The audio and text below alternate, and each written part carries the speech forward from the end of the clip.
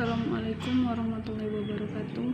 Nama Sasa Fitri, NIM 1197162, kelas D Perbankan Syariah. Video ini untuk memenuhi ujian tengah semester mata kuliah Ulumul Hadis. Baiklah, dalam video ini saya akan menjelaskan hadis tentang riba, jual beli, lalu menjelaskan asbabun nurud dari riba dan jual beli, dan kemudian menjelaskan kandungan hukum dan hikmahnya. Baiklah, yang pertama saya akan menjelaskan pengertian riba. Dalam kitab Kanzul Al yang bermazhab Hanafi, riba diartikan sebagai tambahan tanpa imbalan dalam transaksi harta dengan harta. Ahmad Sarwat LC.MA. Dalam kiat-kiat syar'i, hindari riba, menyebutkan riba juga termasuk dalam satu dari 7 dosa besar. Siapa saja yang melakukan riba akan diperangi oleh Allah Subhanahu wa taala. Hadis tentang riba. Rasulullah SAW mengutuk orang yang memakan harta riba, yang memberikan riba, penulis transaksi riba, dan kedua saksi transaksi riba. Mereka semua sama berdosa. Hadis riwayat Muslim. Asbabun nurud hadis riba. Mengenai dosa riba, Rasulullah SAW menjelaskan dalam sebuah hadis berikut dari Abi Hurairah radhiyallahu anhu berkata bahwa Rasulullah SAW bersabda, "Jauhilah oleh kalian 7 hal yang mencelakakan." Para sahabat bertanya, "Apa saja ya Rasulullah?" Syirik kepada Allah, sihir, membunuh nyawa yang diharamkan oleh Allah kecuali dengan hak, makan riba, makan harta anak yatim, lari dari peperangan, dan menuduh zina. Hadis riwayat muttafaq alaih. Disebutkan bahwa tidak ada dosa yang lebih sadis diperingatkan oleh Allah Subhanahu wa taala dalam Al-Qur'an kecuali dosa memakan harta riba. Bahkan Allah Subhanahu wa taala mengumumkan perang kepada pelakunya. Hal ini tentu menunjukkan bahwa dosa riba sangatlah berat dan besar. Rasulullah SAW melaknat pemakan riba, yang memberi, yang mencatat, dan kedua saksi. Beliau bersabda, mereka semua sama. Hadis riwayat Muslim. Hukum riba, baik Al-Quran maupun hadis. Nabi SAW mengharamkan riba. Bahkan dalam hadis dijelaskan bahwa semua pihak yang terlibat dalam riba, seperti orang yang mentransaksikan, memakan, mewakili, dan mencatat, serta menjadi saksi, dilaknat oleh Allah Subhanahu wa taala. Larangan tersebut bukan tanpa sebab. Menurut Al-Far Ar-Raji, dalam beberapa sebab dilarangkan dan diharamkan riba tersebut. Yang pertama, riba memungkinkan seseorang memaksakan pemilik harta dari orang lain tanpa ada imbalan. Keuntungan yang diperoleh peminjam masih bersifat spekulasi sebelum tentu terjadi. Sedangkan pemungutan tambahan dari peminjam oleh pemberi peminjam adalah hal yang pasti tanpa risiko. Yang kedua, riba menghalangi pemodal ikut serta berusaha mencari rezeki karena ia dengan mudahnya membiayai hidupnya cukup dengan bunga berjangka itu. Karena itu, ia tidak mau lagi mengaku pekerjaan yang berhubungan dengan dipakainya tenaga atau sesuatu yang membutuhkan kerja keras. Hal ini akan membawa kemunduran masyarakat, sebagaimana dimaklumi bahwa dunia tidak bisa dikembangkan tanpa perdagangan, seni, kreasi, dan karya buah tangan. Baiklah, yang kedua saya akan menjelaskan hadis tentang jual beli. Pengertian jual beli. Al-buyu jamak dari al-bai'i. Kata ini merupakan masdar, padahal masdar tidak dapat dijamakkan, tapi kata ini tetap dijamakkan karena jenisnya yang berbeda. Makna menurut bahasa ialah mengambil sesuatu dan memberi sesuatu. Mereka juga mengambil kata ini dari al-ba'u, satu depan, entah dimaksudkan untuk tepukan atau untuk ikatan harga dan barang yang dihargai menurut persetujuannya. Lafaz al-bai' juga dapat diartikan membeli, yang termaksud makna kebalikan. Tapi jika diucapkan kata al-bai'i, maka makna yang langsung bisa ditangkap darinya ialah orang yang mengeluarkan barang dagangan atau penjual.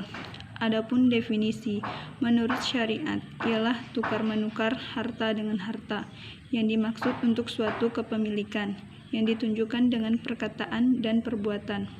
Dalam literatur syariah Islam, jual beli atau istilah modernnya bisnis termasuk dalam kategori muamalat yang dibahas dalam bab al-buyu. Dalam Al-Quran atau al-hadis, istilah yang digunakan untuk muamalah ini adalah al-bai, asyirah, dan at-tijarah. Bagi seorang muslim yang menyibukkan diri dengan urusan ini, hendaknya mempelajari hukum-hukum yang bersangkutan dengannya secara rinci dan seksama agar ia mampu berinteraksi dalam koridor syariat dan terhindar dari tindakan-tindakan aniaya yang merugikan sesama manusia. Karenanya Umar bin Khattab berkata, "Janganlah melakukan jual beli di pasar kami, melainkan orang yang memiliki pengetahuan agama." Hadis riwayat At-Tirmizi. Dalam kitab tafsir Al-Alam Syarah Umdatul Ahkam karya Abdullah Al-Bassam rahimahullah disebutkan, secara etimologi jual beli adalah mengambil dan memberi sesuatu. Adapun secara terminologi artinya pertukaran harta dengan tujuan saling memiliki yang diberangi dengan sesuatu yang menunjukkan hal tersebut dengan perkataan dan perbuatan. Baiklah, saya akan menjelaskan hadis tentang jual beli. Dari Abdullah bin Umar radhiyallahu anhu, dari Rasulullah SAW, beliau bersabda, "Jika dua orang yang saling berjual beli, maka masing-masing di antara keduanya mempunyai hak pilih selagi keduanya belum berpisah dan keduanya sama-sama mempunyai hak, atau salah seorang di antara keduanya memberi pilihan kepada yang lain, lalu keduanya menetapkan jual beli atas dasar pilihan itu, maka jual beli menjadi wajib." Ada hadis yang semakna dari hadis Hakim bin Hizam. Dia berkata, Rasulullah SAW bersabda, "Dua orang yang berjual beli mempunyai hak pilih selagi belum berpisah." Atau beliau bersabda, "Hingga keduanya saling berpisah. Jika keduanya saling berpisah, jujur dan menjelaskan, maka keduanya saling menyembunyikan dan berdusta, maka barakah jual beli itu dihapus." Asbabun urut jual beli. Hadis ini dikeluarkan oleh Bukhari dan Muslim, dan hadis ini sahih.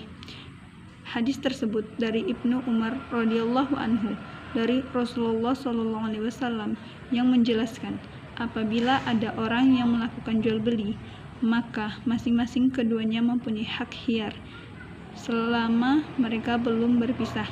Dan hadis tersebut ditunjukkan dengan perbuatan Ibnu Umar yang terkenal. Bila kedua pihak semuanya berdiri dan pergi bersama-sama, maka hak khiyar tetap ada. Kemudian Rasulullah SAW menyebutkan sebagian dari sebab-sebab keberkahan dan pertumbuhan, sebagian dari sebab-sebab kerugian dan kerusakan. Sebab-sebab berkah, keuntungan dan pertumbuhan adalah kejujuran dalam muamalah, menjelaskan aib, cacat, dan kekurangan atau sejenisnya dalam barang yang dijual. Adapun sebab-sebab kerugian dan ketidakadaan berkah ialah yang menyembunyikan cacat, dusta, memalsukan barang dagang. Yang demikian itu merupakan sebab-sebab hakiki tentang keberkahan di dunia yang memberikan nilai tambah dan ketenaran bagi dirinya, karena dia bermuamalah dengan cara yang baik, sedangkan di akhirat ia mendapatkan pahala dan balasan yang baik. Sementara sifat kedua merupakan hakikat hilangnya mata pencaharian, karena pelakunya bermuamalah dengan cara yang buruk, sehingga orang lain menghindar darinya dan mencari orang yang lebih dapat dipercaya. Sedangkan di akhirat dia mendapatkan kerugian yang besar, karena dia telah menipu manusia. Rasulullah SAW, "Siapa yang menipu kami, maka dia bukan termasuk golongan kami." Kandungan dari hadis tentang jual beli. Kandungan ayat-ayat dan hadis yang dikemukakan di atas sebagai dasar jual beli. Para ulama fikih mengambil sesuatu kesimpulan bahwa jual beli itu hukumnya mubah atau boleh. Namun menurut Imam Asy-Syatbi, ahli fikih mazhab Imam Maliki, hukumnya bisa berubah menjadi wajib dalam situasi tertentu. Sebagai contoh, dikemukakannya bila suatu waktu terjadi praktik ikhtiar, yaitu penimbunan barang, sehingga persediaan hilang dari pasar dan harga melonjak naik. Apabila terjadi praktik semacam itu, maka pemerintah boleh memaksa para pedagang menjual barang-barang yang sesuai harga pasar. Sebelum terjadi pelonjakan harga barang itu, para pedagang wajib memenuhi ketentuan pemerintah di dalam menentukan harga pasar. Baiklah, mungkin itu saja yang dapat saya sampaikan dalam penjelasan hadis tentang riba dan jual beli, menjelaskan asbabun nurutnya, dan menjelaskan kandungan hukum dan hikmah riba dan jual beli. Jika dalam pembahasan materi kurang jelas, saya mohon maaf. Wabillahi taufiq wal hidayah. Wassalamualaikum warahmatullahi wabarakatuh. Terima kasih.